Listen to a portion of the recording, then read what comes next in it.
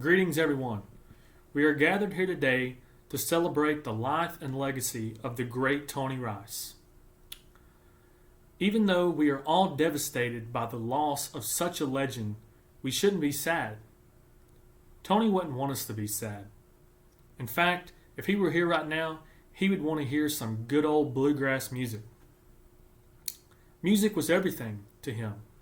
His hard work and dedication to his instrument is really what made him such an influential artist.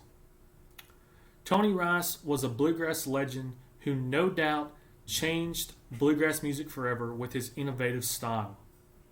Songs like 9-Pound Hammer and Manzanita, and songs he recorded with J.D. Crowe and the New South and the Bluegrass Album Band and his own band, the Tony Rice Unit, are some of the most influential recordings that will be played by other people and covered by people for years to come and will just be around forever. Tony was born in Danville, Virginia in 1951. He is one of 4 children. There's Tony, Wyatt, Ronnie, and Larry. All 4 of those guys are outstanding musicians in their own sense. Shortly after Tony was born, his family moved to California, where he got into bluegrass music heavily. He got into bluegrass in California by going to bluegrass festivals and bluegrass shows and just hanging out with people that were big in the California bluegrass scene. One person in particular that he was influenced by was the great Clarence White, the guitarist for the Kentucky Colonels. Clarence was one of Tony's main influences, and you can really tell it in his playing.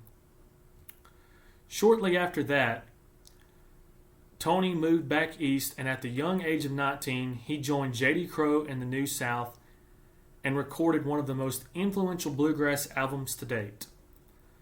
J.D. Crowe and the New South, or more commonly referred to by its catalog number, Rounder 0044 or just Rounder 44.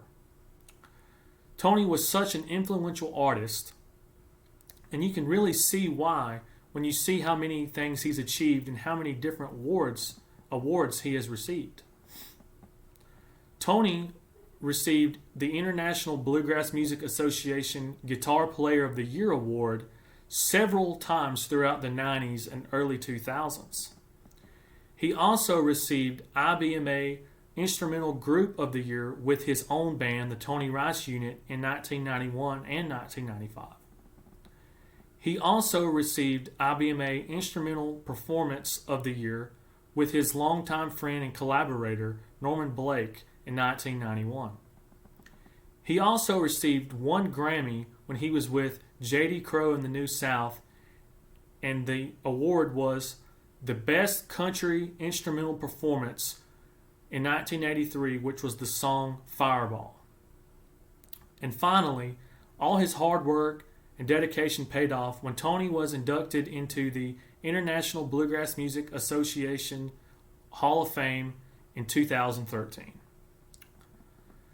Tony has made such an impact on bluegrass music. Traditionally in bluegrass, the guitar is not really a lead instrument. Typically, the fiddle or the banjo or the mandolin are the instruments that play most of the solos and the lead. Of course, this changed when Tony Rice came into the scene.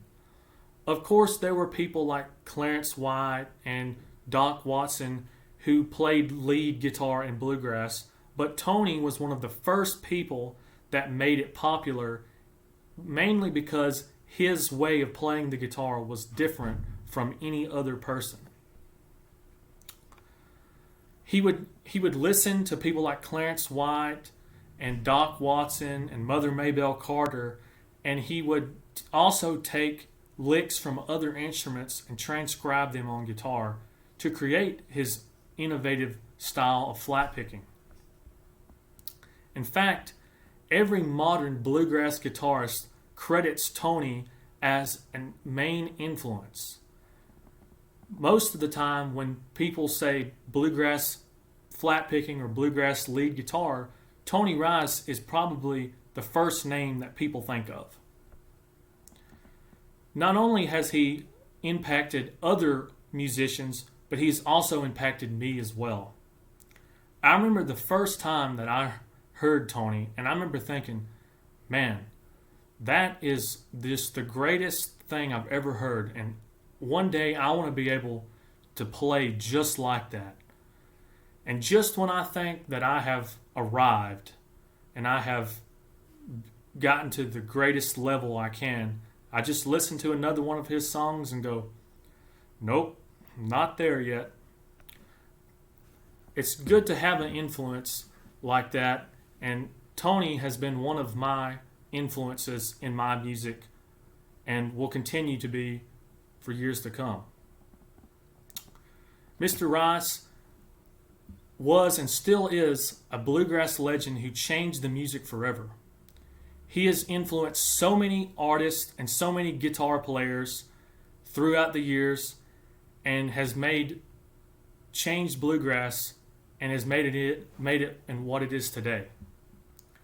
The majority of the things that I personally know about bluegrass guitar, I learned from watching Tony. Mr. Rice will be greatly missed, but his legacy will live on and influence many more bluegrass artists and guitar players for ages to come. Thank you.